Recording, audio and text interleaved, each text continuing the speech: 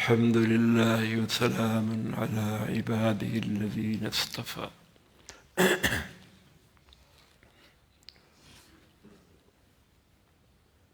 ایک لڑکا جا رہا تھا، اسے کارتوس ملا، اس نے اس کو جیب میں ڈال لیا۔ آگے ایک بوڑھا آدمی اس سے پوچھا یہ کیا چیز ہے؟ کہا یہ کارتوس، اس میں بڑی طاقت، شیر کو مار دو وہ بھی مر، ہاتھی کو مار دے وہ بھی ڈھیر ہو جائے۔ اس نے اس کو سنبھال کے رکھا۔ آگے ایک کتے کا بچہ آیا، اس کے پیچھے دوڑا، اس نے اس کو کارتوس مارا، اس کی ٹانگ پہ لگا، اس کو کچھ بھی نہیں ہوا بلکہ الٹا اس پہ حملہ کر۔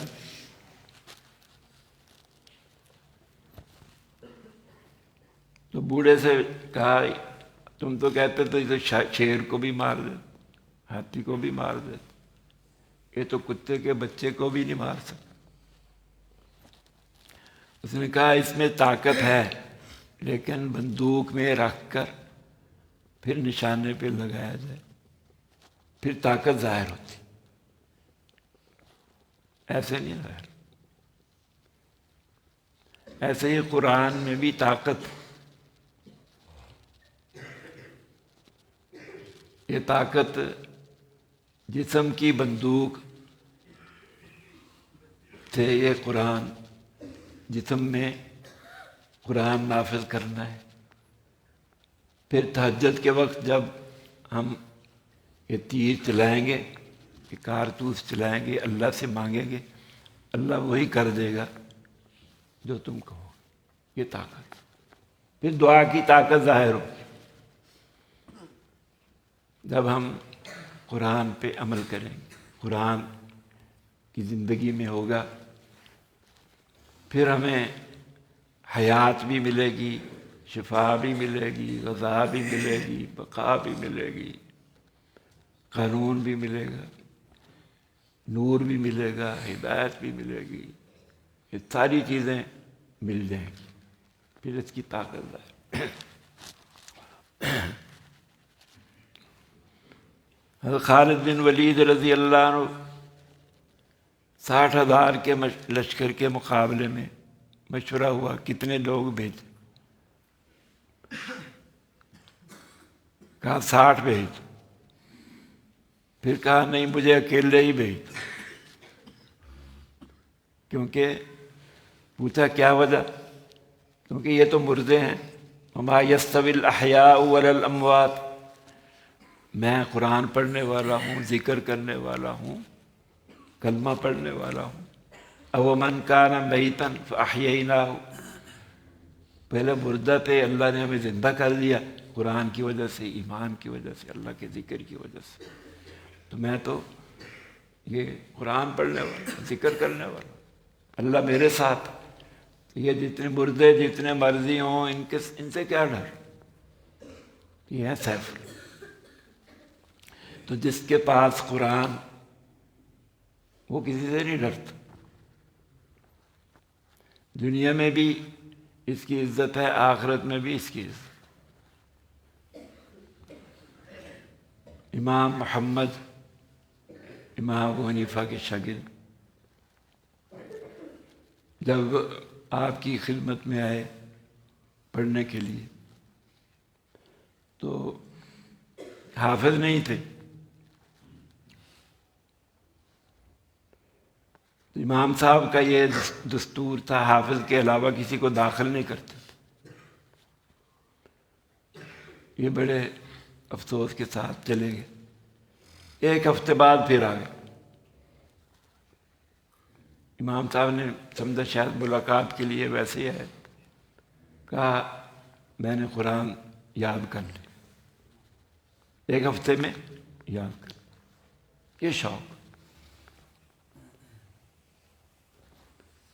اب یاد کر کے نہیں چھوڑا، اس کا علم حاصل کیا، پڑھتے بھی رہے، پڑھاتے بھی رہے، اس سے مسئلے بھی نکالتے رہے، تعلیف بھی کی۔ تو بڑے لوگ کون ہیں؟ عالم، عامل، معلم، جو سیکھتے بھی ہیں قرآن، عمل بھی کرتے ہیں، سکھاتے بھی ہیں۔ یہ بڑے لوگ ہیں اوپر والوں کے نزدیک، یہ بڑے لوگ۔ تو کسی نے دیکھا ان کی موت کے بعد امام محمد سے ملاقات ہوئی، زیارت، خواب کیا بنا؟ کہا کہ مجھے نور کے منبر پہ بٹھایا گیا اور اللہ نے فرمایا اے امام محمد تمہیں ہم نے علم ایسے ہی نہیں دیا تھا، امام ایسے ہی نہیں بنایا کہ آپ کو سزا دیں، آپ کو عذاب دیں، چلو جنت میں چلے، اعزاز اور اکرام کے ساتھ مجھے جنت میں داخل۔ تو علم حاصل کرنا، عمل کرنا، اس کو آگے پھیلانا، یہ قرآن کے حقوق ہیں۔ ایک تو اس میں شک نہ ہو، ذرا بھی شک نہ ہو، یہ پورا یقین، یقین مستحکم۔ اللہ کی کتاب ہے، اس میں جو مضامین ہیں اس میں کوئی بھی شک نہیں، یہ اللہ کی طرف ہونے میں اس میں کوئی شک نہیں، یہ یقین ہو، پختہ یقین۔ پھر اس کے الفاظ بھی سیکھنے ہیں، الفاظ بھی پیارے ہیں، اللہ کے کلام، اللہ کا کلام آپ صلی اللہ علیہ وسلم کی زبان سے نکلے، اتنے بزرگوں کی زبان سے نکلے ہیں، اتنے علماء، ائمہ، نیک لوگ اسی قرآن کو پڑھتے ہیں۔ جبرائیل علیہ السلام اس کو لے کر آئے، عزت والا لوح محفوظ میں جو اللہ نے حفاظت سے رکھا ہو، ایسا کلام۔ ہم طوطے کو بولی سکھاتے ہیں تو طوطا بولنے لگ جاتا ہے تو کتنا پیارا لگتا ہے۔ تو الفاظ بھی یہ بڑے پیارے ہیں، الفاظ پڑھنے والوں کو بھی اللہ بہت پیار سے دیکھتے، محبت سے۔ امام احمد بن حنبل رحمۃ اللہ علیہ، اللہ کی خواب میں زیارت ہوئی، اے اللہ دلنی علی اقرب الطریق الیک، اے اللہ مجھے سب سے قریب ترین رستہ، شارٹ کٹ تجھ تک پہنچنے کا وہ مجھے بتا۔ تو خواب میں بھی ان کو اللہ کا قرب حاصل کرنا کا ہی فکر ہوتا تھا، وہی خواب آتا تھا کہ کیسے میں اللہ کے قریب ہو جاؤں۔ دلنی علی اقرب الطریق الیک، فرمایا اے احمد میرا کلام ہے، اے اللہ سمجھ کے پڑھوں یا بغیر سمجھے، کس طرح قرب حاصل ہوگا؟ دونوں طرح ہی قرب حاصل ہوگا۔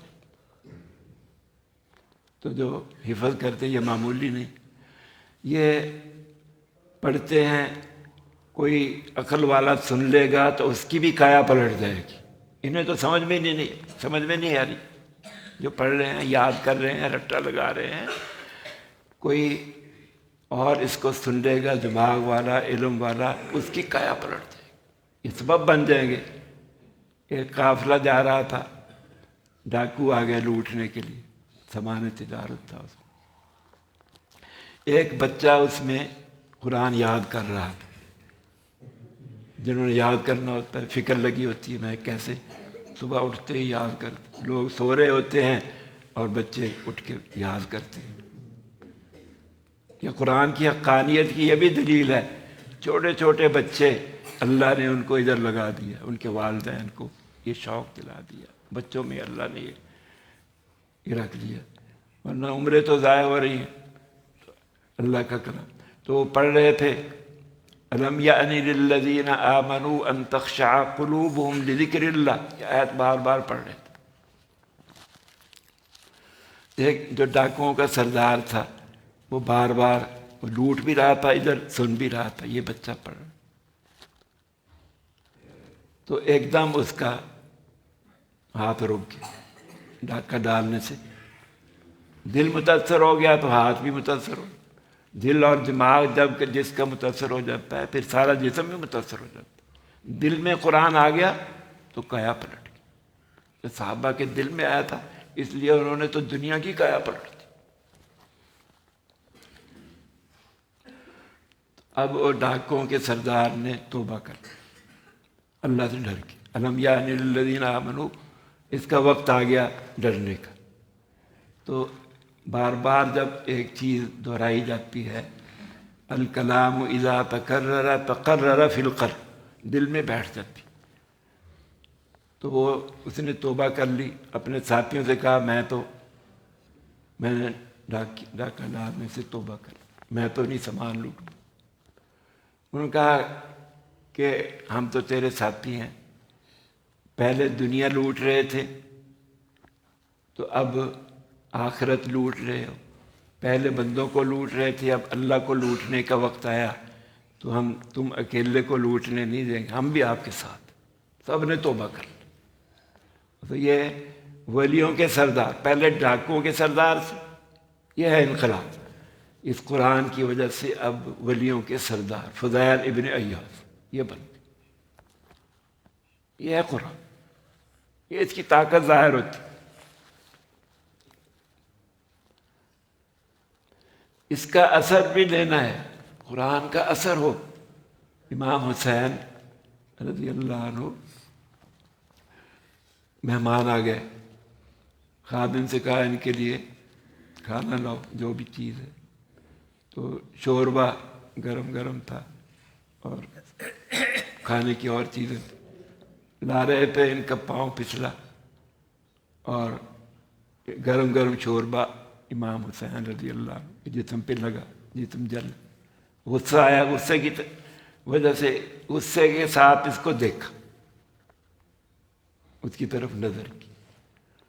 وہ بھی قرآن جانتا تھا، اس نے آیت پڑھ دی، والکاظمین الغیظ، غصے کو معاف کرنے والے، ان کی تعریف کی اللہ نے۔ غصہ نکالنے والوں کی تعریف نہیں ہے قرآن میں، غصہ پینے والوں کی تعریف۔ فرمایا کہ پہلوان وہ نہیں ہے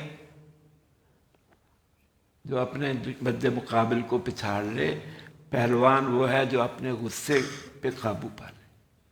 کہاں غصہ کرنا، کہاں نہیں کرنا، کہاں معاف کرنا۔ والکاظمین الغیظ، انہوں نے فوراً، یہ ہے قرآن والے، قرآن سے متصل، فوراً اسے غصہ پی لیا، فوراً غصہ، کچھ نہیں کہا۔ والعافین عن الناس، اس نے اگلی آیت پڑھ دی، اگلا ٹکڑا پڑھ دیا آیت کا، لوگوں کو معاف کرنے والے۔ اب بدلہ تو نہیں دیا، ہو سکتا معاف نہ کیا ہو، فوراً اپنے مالک سے معافی مانگنے کا بھی فکر ہو گیا۔ جیسے اللہ سے ہم کہتے ہیں اے اللہ عذاب ٹال دے، پھر کیا کہتے ہیں اے اللہ معاف بھی کر دے، بالکل ہی معاف کر دے۔ تو انہوں نے کہا جا تجھے میں معاف کر دوں، والعافین عن الناس، جو آیت سنتے تھے عمل بھی کرتے۔ پھر اگلا ٹکڑا پڑھ دیا، واللہ یحب المحسنین، اللہ احسان کرنے والوں، اللہ نیکی کرنے والوں کو پسند کرتا ہے۔ جا تجھے آزاد کر دیا، یہ بھی نیکی ہے۔ ان کے غلام بھی قرآن کو جانتے تھے، غلام بھی جانتے تھے۔ حضرت عمر رضی اللہ عنہ نے مہر کے بارے میں مشورہ کیا کہ مہر بہت اونچا رکھنے لگ گئے ہیں لوگ، اس کی حد مقرر کر دیں، اس سے زیادہ کوئی مہر نہ مقرر کرے۔ ایک بڑھیا آ گئی، بڑھیا کہنے لگی اے عمر، قرآن میں تو ہے اگر ڈھیروں بھی سونا مہر میں دے دو، قرآن میں تو یہ ذکر، تو تم کون ہوتے ہو اس کی حد مقرر کرنے والے؟ تو عمر رضی اللہ عنہ فوراً ٹھہر گئے، قانون بدل دیا عورت کی وجہ سے۔ کہنے لگے اے عمر، تجھ سے تو ایک بڑھیا بھی قرآن زیادہ جانتی، تجھ سے تو ایک بڑھیا بھی قرآن زیادہ جانتی۔ تو یہ عمر رضی اللہ عنہ کی صفت، فوراً قرآن کی جو بات کرتا فوراً خاموش ہو جاتا۔ اللہ کے کلام کے آگے کس کی ضرورت ہے کوئی بول لے؟ ایسے ہی اللہ کے قانون کے سامنے بھی اپنی گردن نیچے جھکا۔ اللہ کا قانون، اللہ نے اتنا اعلیٰ میں قانون دیا، ہمارا علم محدود، اور قانون تو وہ دے جس کا علم لا محدود، سب پہ حاوی، ایسی ذات نے قانون دی جس میں رحمت سب سے زیادہ، رحمت والا قانون، اللہ ہی ایسا قانون دے سکتا ہے، رحمت والا قانون، اور جس میں قدرت سب سے زیادہ، کسی سے ڈرتا نہیں، اللہ ہی ایسی ذات ہے۔ بندے تو ڈرتے ہیں کہ لوگ کیا کہیں گے، ایسا قانون، ہم تو ڈرتے ہیں باہر والے کیا کہیں گے، یہ انہوں نے یہ ہاتھ کاٹنے شروع کر دیں، ہم تو ڈرتے ہیں، ہم تو کئی مصلحتیں دیکھتے ہیں۔ تو قانون ایسا دے سکتا ہے جس کا علم بھی لامحدود، جس کی قدرت بھی لامحدود، جس کی رحمت بھی لامحدود، جو غیر جانب، ہم تو سائڈ لیتے ہیں اپنی برادری کی سائڈ، اپنے ملک کی، اپنے ہم زبانوں کی سائڈ۔ اللہ تو لم یلد ولم یولد ولم یکن لہ کفوا احد، اس کی تو کسی سے رشتہ داری نہیں، ساری مخلوق اس کے ہم برابر، اور ایسا قانون دیا سب کی بہتری جس میں ہو۔ ہم تو اپنی بہتری سوچتے، اپنی بہتری، اپنے رشتہ داروں کی بہتری، اپنے ملک کی بہتری، اللہ ساری دنیا کی بہتری دیکھتے۔ اللہ، ہم تو دنیا کی بہتری، اللہ قبر کی بھی بہتری، آخرت کی بھی بہتری، ہمیشہ کی بہتری اللہ نے ایسا قانون دیا۔ تو اللہ کے قانون کے مقابلے میں اپنے آپ جھکا، جیسے سجدہ کرتے ہیں اللہ، رکوع کرتے ہیں، کیا کہتے ہیں رکوع میں؟ اے اللہ میری جان بھی حاضر، میرا مال بھی حاضر، میری ساری چیزیں حاضر، سب تجھ پہ قربان، میں بس تیری ہی حمد کرتا ہوں، تیری ہی ثنا کرتا ہوں، تیرے ہی آگے جھکتا ہوں، میں کسی کے آگے نہیں جھکوں گا۔ دعائے قنوت میں کیا کہتے ہیں؟ ایک بزرگ بیمار ہو گئے، کسی نے کہا فلاں کافر بڑا ڈاکٹر تھا، اس سے علاج کرا لو، ہندو یا یہودی۔ کہنے لگے پھر میں دعائے قنوت کیسے پڑھوں، پھر میں دعائے قنوت کیسے پڑھوں گا، وتر میں کیسے پڑھوں گا، کس منہ سے پڑھوں گا؟ وتر میں تو میں کہتا ہوں وَنَخْلَعُ وَنَتْرُكُ مَن يَفْجُرُكَ، اے اللہ ہم علیحدہ ہو جاتے ہیں اور اس سے چھوڑ دیتے ہیں جو تیری نافرمانی کرتا ہے، ہم تو اس کو چھوڑ دیں، اللہ سے ہر روز کہتے ہیں وَنَخْلَعُ وَنَتْرُكُ مَن يَفْجُرُكَ۔ پھر میں علاج کے لیے اس کے پاس کیوں جاؤں، حالانکہ اجازت ہے، اگر کوئی اور اچھا ڈاکٹر نہیں ہے، ہندو کے پاس بھی جا سکتے، کافر کے پاس بھی جا سکتے، لیکن یہ تقوی کا ان کے اتنا تقوی ہے ان میں کہ پھر میں کس منہ سے وتر پڑھوں گا، دعائے قنوت کس وتر سے پڑھوں گا، سجدہ کس منہ سے کروں گا اللہ کے سامنے، رکوع کیسے کروں گا؟ تو یہ جیسے نماز میں اللہ کے آگے جھکتے ہیں، مشق کرتے ہیں اللہ کے حکموں کے آگے جھکنا، کسی کے آگے نہیں جھکنا۔ خالد بن ولید رضی اللہ، کسی سے نہیں ڈرنا، یہ سب مردہ ہے، مرے ہوئے سانپ سے کیا ہوتا ہے؟ یہ سب مردہ ہے۔ تو اللہ ہمیں یقین نصیب فرمائے، قرآن پہ یقین ہو، اس کے حروف بھی درست کرنے، اس کا علم بھی سیکھنا ہے، اس پہ عمل بھی کرنا ہے، اس کو آگے بھی پہنچانا ہے، یہ قرآن کے حقوق ہیں، اللہ ہمیں اس میں آگے بڑھنے کی توفیق۔ الحمدللہ رب العالمین والصلاة والسلام جزا اللہ عنا محمد ربنا لا تزغ قلوبنا بعد إذ هديتنا وهب لنا من لدنك رحمة اللهم أعنا على ذكرك وشكرك رب اغفر وارحم أنت خير الراحمين صلى الله عليه وسلم۔